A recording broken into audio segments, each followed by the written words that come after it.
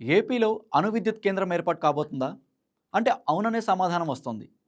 కేంద్ర ప్రభుత్వ రంగంలోని ఎన్టీపీసీ దేశంలోని పలు ప్రాంతాల్లో 700 మెగావాట్లు, 1000 మెగావాట్లు, 1600 మెగావాట్ల సామర్థ్యంతో అణు విద్యుత్ ప్రాజెక్టులు స్థాపించడానికి సిద్ధమవుతోంది.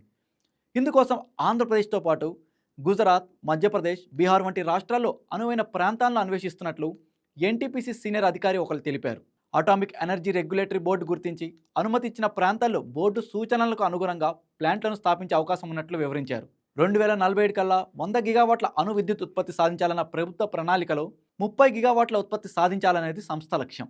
అయితే 1 గిగావాట్ అణు విద్యుత్ ప్లాంట్ కోసం 15,000 నుంచి 20,000 కోట్ల పెట్టుబడి అవసరమవుతుంది.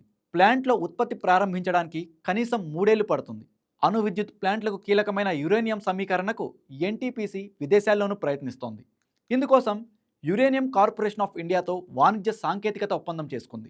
ప్రస్తుతం దేశీయంగా మొత్తం 84,848 మెగావాట్ల విద్యుత్ ఉత్పత్తి సామర్థ్యాన్ని ఎన్టీపీసీ కలిగి ఉంది. ఇందులో బొగ్గు, గ్యాస్ హైడ్రో, సౌర విద్యుత్ ఉత్పత్తి ప్లాంట్లు ఉన్నాయి. ప్రస్తుతం రాజస్థాన్లో న్యూక్లియర్ పవర్ కార్పొరేషన్తో కలిసి 42,000 కోట్లతో అణు విద్యుత్ ప్లాంట్లను నిర్మిస్తోంది. అయితే ఏపీలో అనకాపల్లి జిల్లా తీరంలో 2,000 ఎకరాల్లో 2,800 మెగావాట్ల సామర్థ్యం కలిగిన అణు విద్యుత్ ప్లాంట్ ఏర్పాటు చేయాలని భావిస్తున్నారట. అణు విద్యుత్ కేంద్రం అనగానే అణుబాంబు వంటి ముప్పు ఉంటుందనే భయాందోళనలు ఉన్నాయి. దీనికి తోడు హానికర రేడియో ధార్మిక వ్యర్థాల విడుదల పట్ల ఎన్నో అనుమానాలు కూడా ఉన్నాయి. దాంతో ఎక్కడైనా ప్రభుత్వం కొత్త కేంద్రాల స్థాపనకు పూనుకుంటే గట్టి వ్యతిరేకత ఎదురవుతుంది. మరి అణు విద్యుత్ కేంద్రం ఏర్పాటు గురించి అనకాపల్లి జిల్లా వాసులు ఎలా స్పందిస్తారో చూడాలి.